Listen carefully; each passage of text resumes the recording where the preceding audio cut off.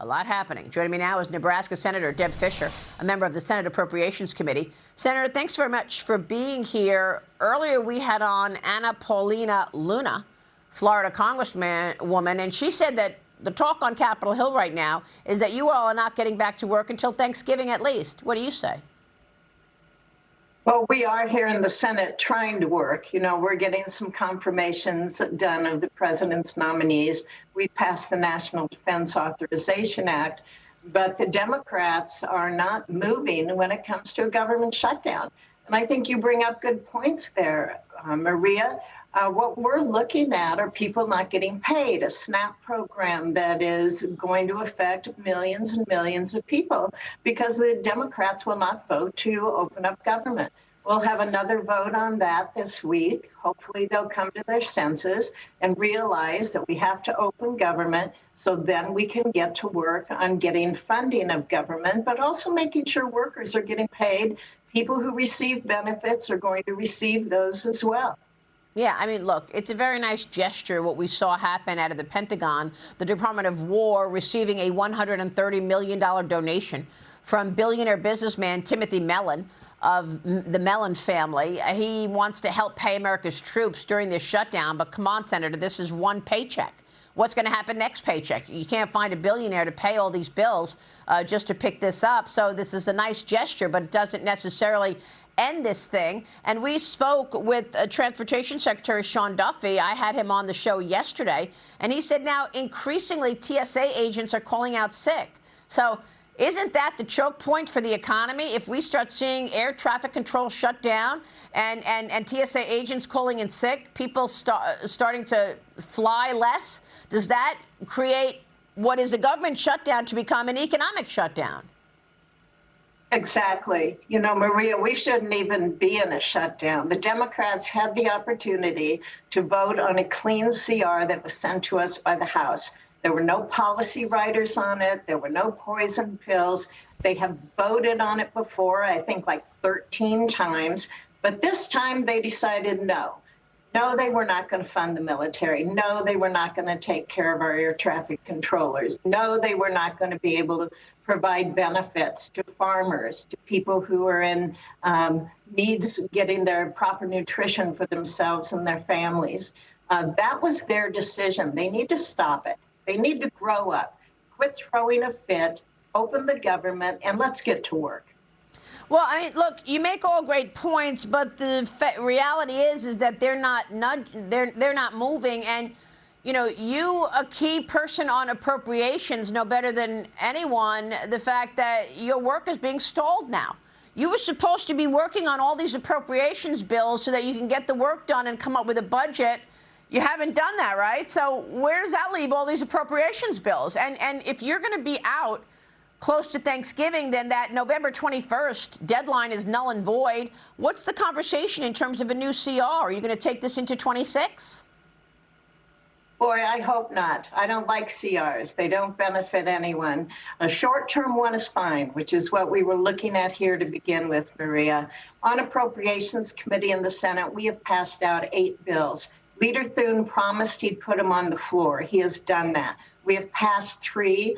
And hopefully we're going to do some more. What I was really frustrated at, what I was really angry at, to be honest with you, is that we passed out these appropriations bills in a bipartisan process with lots of support. So we put the defense appropriations on the floor. It didn't pass. We only had a couple Democrats join us on it. Why wouldn't they vote for it? That's a question that they need to be asked, because everybody's patting themselves on the back that in the Senate we passed the National Defense Authorization Act. We did that the week before. Oh, this is great. Look what we're giving our troops. Look what we're doing to defend this country. But when it came down to it, Republicans voted to fund all of those things, to fund paying our troops, to fund being able to provide them with the resources they need. And we only had a couple Democrats join us. I thank them for joining us, but we should have had everybody. Well, of course, but I mean, who is going to blink first and who is going to be the adult in the room? You can't keep government closed for much longer, can you? No, we can't. But there's no way that I personally can give in to these demands by the Democrats. Let's open government first. Then we'll talk about health care, this proposal that they came up with, that every Democrat voted for, to expire now, which were those COVID extensions.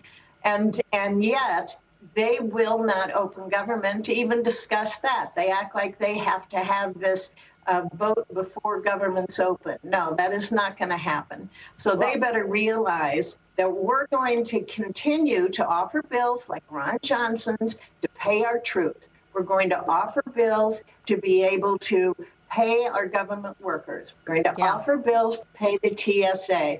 And the people of this country will see that they are not supportive of that at all. And I hope the people in this country, and especially in their states, call their offices, tell them to grow up, fund the government, and let's get going. But now you've got to go back to the House to get the House voting on something. What would be the dates? What do you want to see? Do you want to see a CR funding the government until Christmas so that you're all standing there on December 24th, Christmas Eve, and you're unable to go home at the end of the year? Is that what's going to happen?